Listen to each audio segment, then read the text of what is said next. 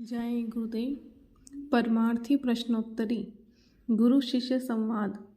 प्रश्न, स्वामी जी, गुरु धारण करने का क्या अर्थ है?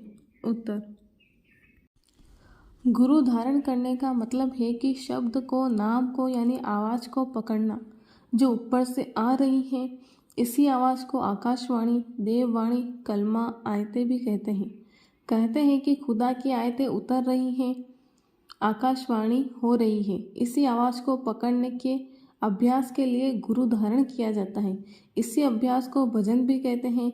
यह आवाज़ दोनों आँखों के पीछे तीसरे तिल तक ऊपर से आ रही है और उसी को पकड़कर जीवात्मा ऊपर के दैविक मंडलों, स्वर्ग, वैकुंठ आदि लोकों में जाती है। कोई जीवित गुरु ही हमें यह भेद नाम का दे सकता है। इस भेद को न किसी पुस्तक से प्राप्त किया जा सकता है और न ही किसी ऐसे गुरु से जिसने शरीर छोड़ दिया है। पिछले महात्मा जो चले गए इस काम को नहीं कर सकते। केवल वही गुरु कर सकता है जो मनुष्य शरीर में विद्यमान है। प्रश्न, स्वामी जी, जन्म मरण कहाँ समाप्त होता है? उत्तर, सुरतों का, जीवात्माओं का अपना सच्चा घर सतलोक है, सचखंड है। वहाँ पहुँचने पर न दुख है, न सुख है, न जन्म है और न मरण है। जो संत वहाँ से आते हैं इस दुनिया में, वे कोई मजहब बनाने के लिए नहीं आते। वे हर मजहब और कौम से प्यार करते हैं। मनुष्य के अंदर अनगिनत खजाने हैं।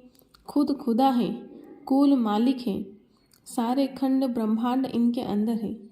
जब तक पर्दा खोलकर अंदर कोई नहीं जाता, तब तक यह अंधा इस दुनिया में आया और अंधा चला गया।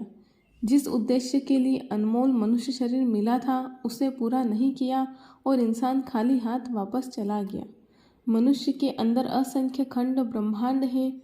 हर एक मंजिल से आसमान पर जाने के लिए सीढ़ियाँ हैं। सीढ़ी पर सीढ़ी चलते चलो। अंतर में आवाज़ें आ रही हैं जिन्हें सुनकर जीवात्मा मस्त हो जाती है। उन्हीं को नाम कहते हैं, शब्द कहते हैं, कलमा कहते हैं। उन्हीं आवाज़ों को पकड़कर सूरज जीवात्मा ऊपर के मंडलों में चढ़ती चली जाती है। उसमें आकर्षण है, खिंचाव है। जो अंदर जाएगा उसको मालिक मिलेगा और उसका जन्म मरण समाप्त हो जाएगा। प्रश्न, स्वामी जी, कर्मों का क्या विधान है? उत्तर, कर्म अच्छा करो या बुरा, सबका लेखा जोखा है। कर्मचारी हर वक्त लिखते रहते हैं। वे कभी सोते नहीं। हर वक्त उनकी कलम चलती रहती है।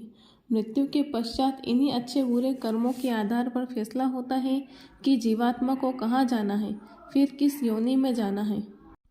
जिसकी अंतर की आँख यानी जीवात्मा की आँख, जिसे दिव्य दृष्टि, तीसरा नेत्र कहते हैं, खुली है, उसे सब कुछ दिखाई देता है। उसके लिए भाग्य का जानना भी कोई असाधारण बात नहीं है। इंसान के हर श्वास पर परिस्थितियाँ ऐसी बनेगी कि मृत्यु हो जाएगी। महापुरुष किसी के प्रारब्ध को नहीं छेड़ते हैं। यद्यपि उन्हें भूत, भविष्य व वर्तमान की पूरी जानकारी रहती है, उनके लिए कोई भी घटना असाधारण नहीं होती। फिर भी वे अपना सब काम बिना किसी दिखावे के साधारण इंसान की तरह करते रहते हैं। वे जानबूझकर अनजान बने रहते हैं। आध्यात्मिक साधना के द्वारा मनुष्य सृष्टि के हर राज को जान सकता है। जय गुरुदेव।